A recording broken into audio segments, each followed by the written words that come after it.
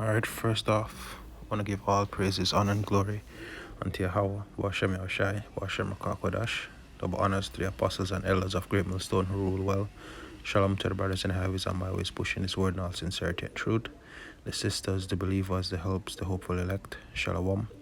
This is the brother Aaron from the James Jamaica camp. Come with another quick lesson. And hey, there's no new thing under the sun. I just did a little research. Well, I had some details about the historical details of the Sicarii, based on a documentary I watched, a couple of years back. Right, and with this new thing coming up, I actually did a quick revisit, and it's just the same thing. It's just the same thing. Now this is Ecclesiastes chapter 1 verse 9. It says, the thing that had been is that which shall be, and the thing which is done is that which shall be done, and there is no new thing under the sun. Is there anything whereof it may be said, see, this is new? It had been already of old time, which was before us. There is no remembrance of former things, neither shall there be any remembrance of things that are to come with those that shall come after. And that's the thing, the whole attributes of these guys, the way that they conduct themselves, it's the same thing. Firstly, the Sicarii, they were zealots, right? But they were a particular sect of zealots. All right, and if you want to have an idea of what the zealots are, I'm actually going to go into the word zealots. You can watch the movie Ben-Hur. The old one is pretty good. It has a lot of historical reference in regards to the scriptures, like betrothal, the son becoming the man of the house at 13 or 12 if his father already passed, or sons becoming men at that age. Betrothal, it gives example of his father-in-law living in a foreign land, various other things. There are a lot of historical context in regards to the Roman history, and even in the new one, it has a few historical context. You can watch both, but if it's a case that you're gonna have to choose, I'll tell you to choose the old one. The old one stars that guy that plays Klaus in the originals, or from Vampire Diaries. For those who know about that, I think his first name is Joseph. You can actually use that as reference. All right, so let me just get to the first word.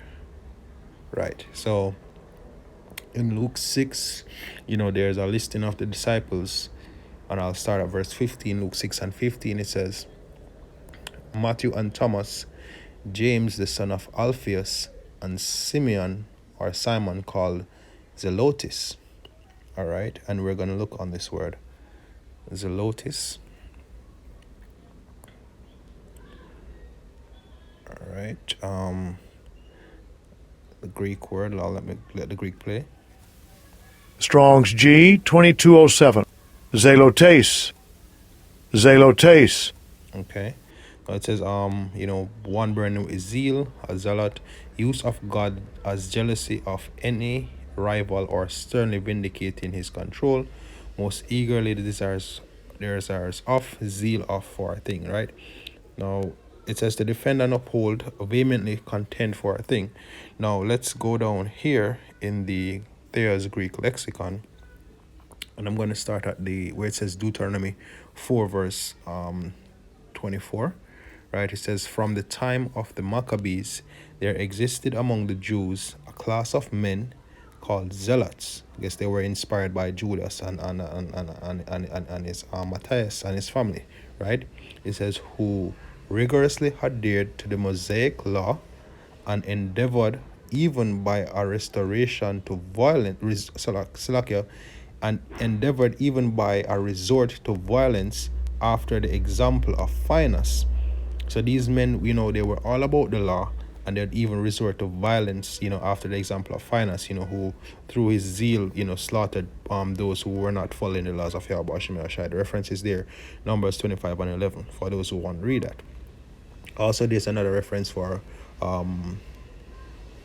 it says 4 Maccabees 18 and 12. Not sure about that, but yeah, I think this is one of the, well, none of the book of Maccabees go to verse 18, so really not sure. I didn't check that reference. Right, I'll check it later on. Right, it says after the example of finance to prevent religion from being violated by others, but in the latter days of the Jewish Commonwealth, they used their holy zeal as a pretext for the basis of crimes. All right. So that you're actually getting somewhere. Now it gives reference of Josephus, and there are a few things there. It says this class, perhaps Simeon, the apostle, had belonged, and hence got the surname Zelotes, right? And that's pretty much a reference right there. All right. Now let me get to this article right here. It's from Wikipedia, and this is the Sicarii, the first assassins in history. So you see what kind of connotation is there. I'll start from here. It says the Sicarii, right, was a the Sicarii were a splinter group of the Jewish zealots who, as a matter of fact, let me just check this right here.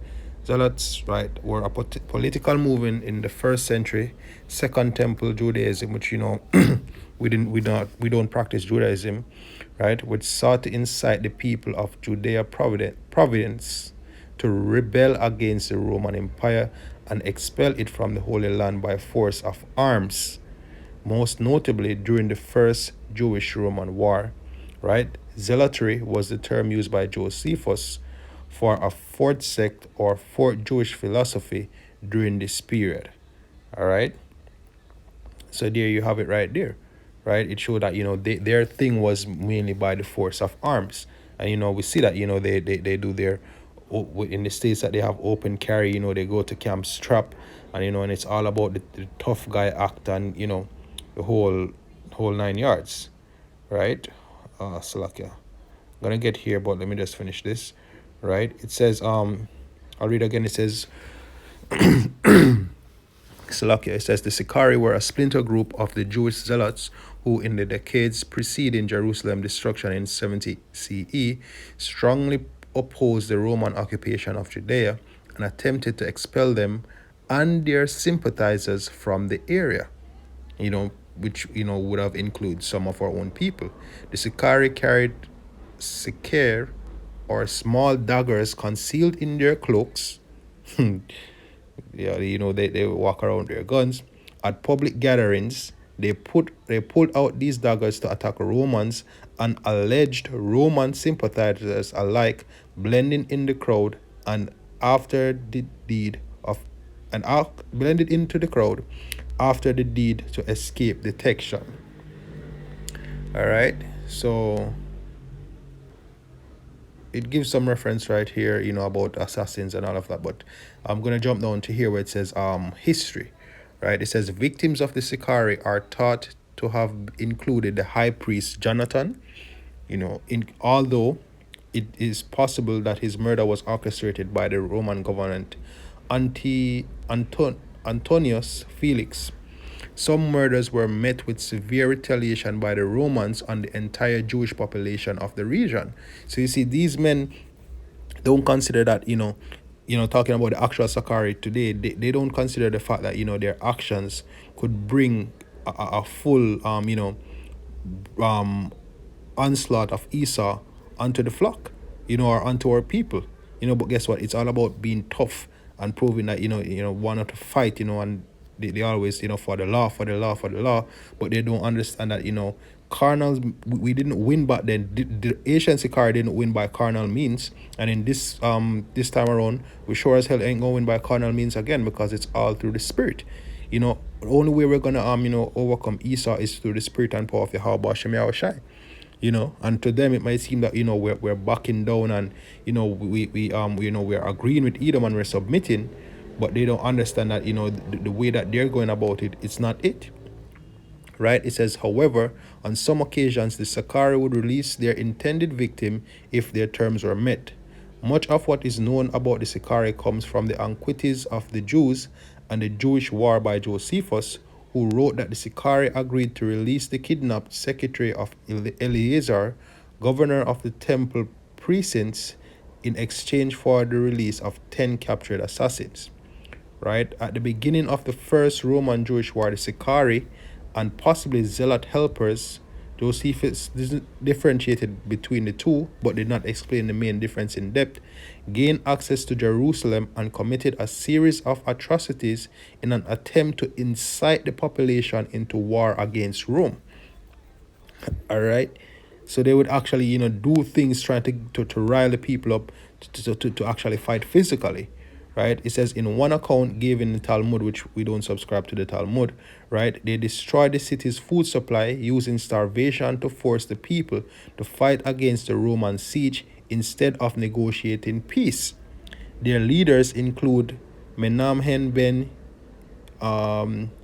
Judah, or which is supposed to be some name son of Judah, and is Eleazar ben of Ayer, were notable figures in the war, and the group fought in many battles against Roman soldiers. Together with a small group of followers, Mehem made his way to the fortress of Masada, took over a Roman garrison, and slaughtered all 700 soldiers there. They also overtook another fortress called Antonia and overpowered the troops of Agrippa II. He also trained them to conduct various guerrilla operations on Roman convoys and legion stations around Judea, right? So he's the guerrilla Hebrew, so they actually use various guerrilla operations or guerrilla tactics in their fighting style, right? It says Josephus also wrote that the Sicarii raided nearby Hebrew villages, including Hain Gedi, which I'm not sure where that is, right? It says where they massacred 700 women and children. Yeah, they would actually turn against people of their own nation, right? It says the Zealots, Sicarii, and other prominent rebels finally joined forces to attack and temporarily take Jerusalem from Rome in 66 AD, where they took control of the temple in Jerusalem, executing anyone who tried to oppose their power, right? So obviously that wasn't the Romans, they're talking about people of our own nation. The local populace resisted their control and launched a series of sieges and raids to remove the rebel factions. The rebels eventually silenced the uprising, and Jerusalem stayed in their hands for the duration of the war. So even our own people, didn't want anything to do with these guys because they were tyrants. They were actually killing our own people as well, right? It says the Romans finally came back to take the city, and they led counterattacks and sieges to starve the rebels inside. The rebels held for some time, but constant bickering and the lack of leadership led the groups to disintegrate. The leader of the Sicarii, Mehem, was killed by rival factions during an altercation. Soon the Romans regained control and finally destroyed the whole city in 70 AD. So there was some infighting, and the ruler, the head of the Sicarii, got put to death. Time will tell. Eleazar and his followers returned to Masada and continued their rebellion there against the Romans until 73 AD. The Romans eventually took the fortress, and according to Josephus, found that most most of his defenders had committed suicide rather than surrender. So one got put to death, and one of his followers actually, killed themselves. Right? Says in Josephus, the Jewish War, and this was at 7. After the fall of the temple in 70 AD, the Sicarii became the dominant revolutionary Hebrew faction scattered abroad. Josephus particularly associated them with the mass suicide at Masada in 73 AD and to the subsequent refusal to submit to taxation census when Cyrenius was sent to Judea to make one. Josephus as part of their rebellion's religious and political scheme. So, there we have a breakdown of the Zealots and the Sicaries. And here's the thing, you know, they Barabbas was also among the zealots. You know, he was a robber, but he actually worked with the zealots. All right, this is Mark 15 verse 6. It says, "Now at the feast he released unto them one prisoner, whosoever they desired. And there was one named Barabbas, which lay bound with them that had made insurrection with him." And Salakia, and there was one named Barabbas, which lay bound with them that had made insurrection with him, who had committed murder in the insurrection. And the multitude crying aloud began to desire him to do as they had ever done unto him. But Pilate answered them, saying, will ye that I release unto you the King of the Jews? For he knew that the chief priests had delivered him for envy. All right. So, you know, he had Barabbas and some men that they were a part of an insurrection against who? The Romans. All right. Which were, guess what? They were the zealots. Right. It says a companion in insurrection, a fellow rioter. All right. It also give reference to the antiquities of Josephus, right there. But based on the definition that we read for zealots, let me get it back quickly. This one.